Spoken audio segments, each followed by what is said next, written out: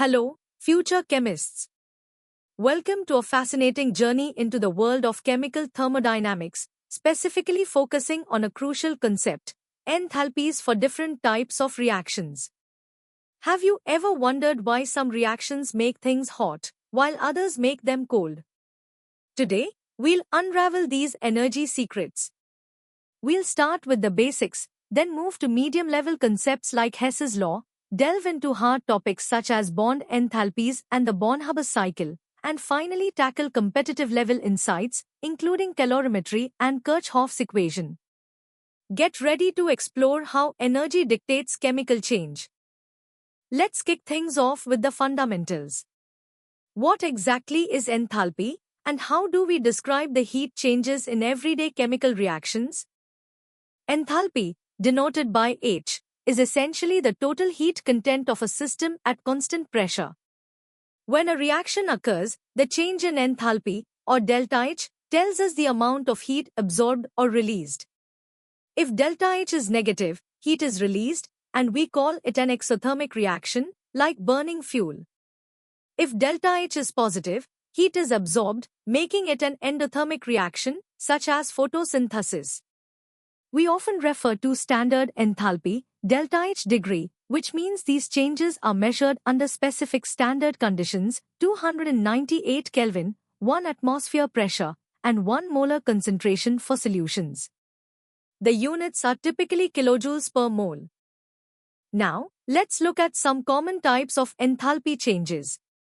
The enthalpy of formation, delta H degree F, is the heat change when 1 mole of a compound is formed from its elements in their standard states.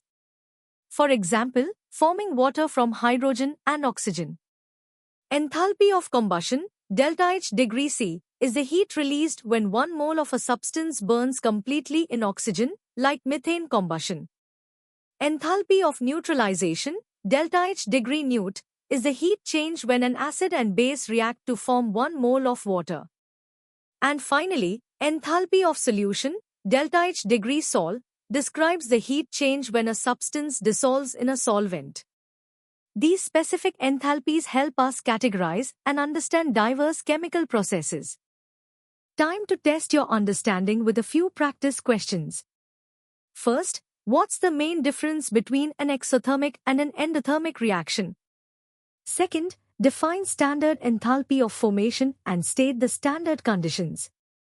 And third, if a reaction releases 50 kilojoules per mole of heat, is its delta H positive or negative, and what type of reaction is it? Pause here, think about your answers, and then review the concepts if needed. Great job with the basics. Now, let's deepen our understanding of specific enthalpy types and introduce a powerful tool for calculations: Hess's law. Let's delve further into enthalpy of formation and combustion. Remember, delta H degree F is the heat change when 1 mole of a compound forms from its elements in their most stable standard states. A crucial point: the standard enthalpy of formation for an element in its standard state, like gaseous oxygen or solid graphite, is defined as 0. This concept is incredibly useful because we can calculate the overall enthalpy change of any reaction by subtracting the sum of formation enthalpies of reactants from that of products. As for enthalpy of combustion, delta H degree C, it's always associated with the complete burning of 1 mole of a substance in oxygen, and these reactions are almost always exothermic, releasing significant energy, making them vital in energy production. Next, let's explore enthalpy of neutralization and solution. Enthalpy of neutralization, delta H degree Neut, is the heat change when 1 mole of water is formed from the reaction of an acid and a base. For strong acids and strong bases, this value is remarkably constant, around -57.3 kilojoules per mole, because the primary event is the formation of water from H+ and O ions. However, for weak acids or bases, it's less negative, as energy is consumed in their ionization. The enthalpy of solution, delta H degree Sol, describes the heat change when a solute dissolves in a solvent. This process involves two main energy considerations: breaking the solute's internal bonds like a crystal lattice and forming new interactions between the solute and solvent molecules. Depending on which process dominates, dissolution can be either exothermic, releasing heat, or endothermic, absorbing heat. Now, let's introduce a cornerstone of thermochemistry, Hess's law of constant heat summation. This law states that the total enthalpy change for a chemical reaction is the same, regardless of the pathway or the number of intermediate steps taken to reach the final products from the initial reactants. This is because enthalpy is a state function, meaning its change depends only on the initial and final states, not the path. Hess's law is incredibly powerful because it allows us to calculate enthalpy changes for reactions that are difficult or impossible to measure directly. We can manipulate known thermochemical equations, reversing them changes the sign of delta H, and multiplying them by a factor means multiplying delta H by that same factor to arrive at the desired overall reaction. Alright, it's time for some medium-level practice. First, calculate the standard enthalpy of reaction for 2Co plus O forming 2Co, using the given formation enthalpies. Second, explain why the enthalpy of neutralization for strong acid-strong base reactions is nearly constant. Third, why do some salts make water cold and others warm when dissolved? Fourth, state Hess's law and its utility. And finally, what is the standard enthalpy of formation for O gas and why? Take your time to work through these problems.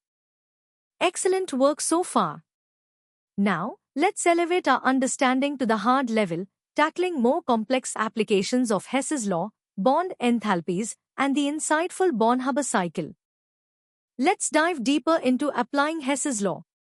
As we discussed, Hess's law asserts that the enthalpy change for a reaction is independent of the pathway. This principle is fundamental because enthalpy is a state function, meaning its value depends only on the initial and final states, not the sequence of steps. To use Hess's law, we essentially treat chemical equations like algebraic equations. We can reverse them, which flips the sign of their delta H, or multiply them by coefficients, which scales their delta H accordingly. Our goal is to manipulate a series of known thermochemical equations so that when added together, they yield the target reaction, with all intermediate species cancelling out. This method is indispensable for calculating enthalpy changes for reactions that are either too slow, too fast, or too dangerous to measure directly in a lab. Moving on to bond enthalpies, which are crucial for understanding energy changes at the molecular level. Bond enthalpy, also known as bond dissociation energy, is the energy required to break 1 mole of a specific type of bond in the gaseous state. When we are dealing with polyatomic molecules, we often use *average bond enthalpies, which are mean values across various compounds. These values allow us to estimate the enthalpy change of a reaction by summing the energy required to break all bonds in the reactants and subtracting the energy released when new bonds are formed in the products. Remember, bond breaking is an endothermic process, requiring energy, while bond formation is an exothermic process, releasing energy. Closely related is the enthalpy of atomization, which is the energy needed to convert 1 mole of an element into its gaseous atoms, essentially breaking all its internal bonds. Now, let's explore the concept of the Born-Haber cycle. This cycle is a powerful application of Hess's law, specifically used to indirectly calculate the lattice enthalpy of ionic compounds, which is the energy released when gaseous ions combine to form 1 mole of a solid ionic crystal. The cycle breaks down the overall formation of an ionic compound from its elements into a series of steps, each with a known or measurable enthalpy change: sublimation of the metal, ionization of the metal atoms, dissociation of the nonmetal molecules, electron affinity of the nonmetal atoms, and finally, the lattice formation. By summing up these individual enthalpy changes, we can determine the lattice enthalpy. This cycle provides crucial insights into the stability of ionic compounds and helps validate theoretical models of ionic bonding. Alright, it's time for some hard-level practice to solidify your understanding. First, calculate the enthalpy of formation of acetylene using the given combustion enthalpies. Second, estimate the enthalpy change for the combustion of methane using average bond enthalpies. Third, explain why bond enthalpy calculations provide an estimate, not an exact value. Fourth, define enthalpy of atomization and its relation to bond breaking. Fifth, outline the main steps of a Born-Haber cycle for NaCl. Sixth, if a reaction has a delta H of minus 150 kJ mol and a forward activation energy of 80 kJ mol, what's the reverse activation energy? And finally, can a reaction with a positive delta H be spontaneous? Explain. Good luck! You've mastered the hard concepts. Now, prepare to tackle the hardest level, diving into competitive depth with calorimetry, Kirchhoff's equation, resonance energy, and real-world engineering insights. Let's first explore enthalpies of phase transitions and calorimetry. Phase transitions, like melting, boiling, or sublimation, involve significant enthalpy changes as energy is absorbed or released to overcome intermolecular forces. For instance, enthalpy of fusion is the heat to melt a solid, and enthalpy of vaporization is the heat to boil a liquid. The sum of these two gives the enthalpy of sublimation. Crucially, calorimetry is the experimental technique we use to measure these heat changes. A constant pressure calorimeter, often a simple coffee cup setup, measures delta H directly, using the formula Q equals mc delta T.